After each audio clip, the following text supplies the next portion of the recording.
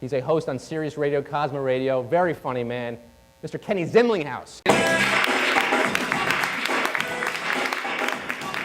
Armani Toomer, did you see that guy? He's backstage. That guy is beautiful. I was a fat kid for most of my life.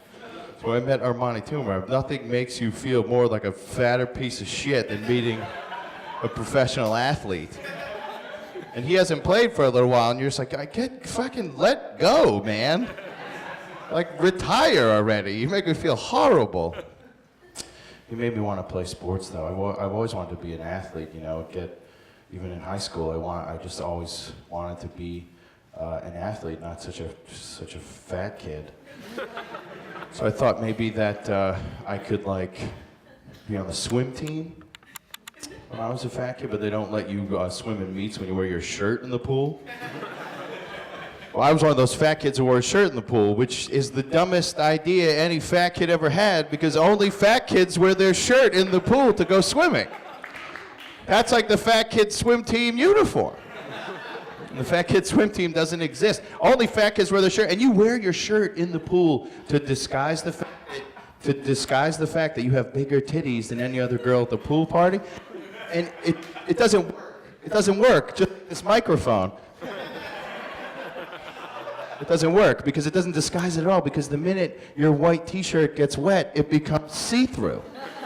So now you're in the pool with these boy tits on and this see-through mesh shirt like you play keyboards for Bon Jovi. And if people don't see the atrocity that is your disgusting kid body, when you get out of the pool, they hear, you know, any fat kids here? Anybody grow up as a fat kid? Nobody. Fuck you guys. You don't even say hi to me, and none of you were fat. Yeah, it was a horrible, you did that horrible sound, and since none of you were fat, you don't know, but when you're fat, you just, that feeling of pulling a wet shirt out of fat. I would pull my shirt out when I'd swim, there'd be 3 dry lines on my shirt, like perfectly dry, where my body was folding in on itself, and like flies would come out and shit, and you're like, how did you survive in there? I was immersed in water. It was horrible. I was hardly an athlete at all. I wanted to run track when I was a kid, but like my mother dressed me in all corduroy. So you know what kind of horrible noise I made at tryouts, running around the there'd be smoke just billowing off my giant thighs. Kids are like diving in the dugout because they think it's an air raid or like a T-Rex. Just me being a fat kid. Athletes are amazing. I had a catch one time with like a retired third-string catcher for the Baltimore Orioles. I was 16. I was like, this is going to be no big deal.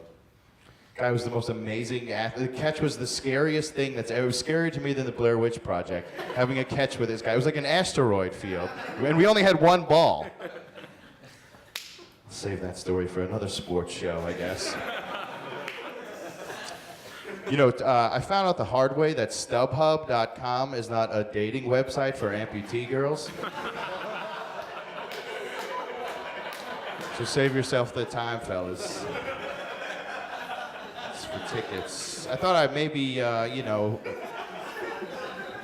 I would grow up to be an athlete. I thought, what could I do that wouldn't take a lot of physical work? I thought maybe I could drive NASCAR. I could be now, but I have a couple of weaknesses there because I have poor car selection.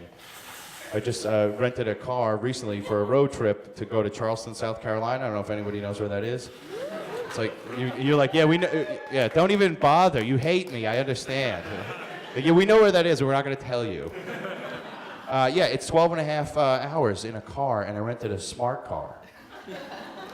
So you know, like they're like the size of a baby's boot, you know? This 12 and a half hours in a smart car. And I learned that, like, when you get down south, the word smart means something totally different than it does here up north. And I feel like the South starts like 30 minutes in any direction of New York City, you know? Because you could like drive 30 minutes north and you'll see someone on the side of the street being like, head down, and you're like, what the fuck happened to you? I could see the Empire State Building and they're like, head down. I don't know what that is, but I know rednecks do that. They're just like, head down, like professionally.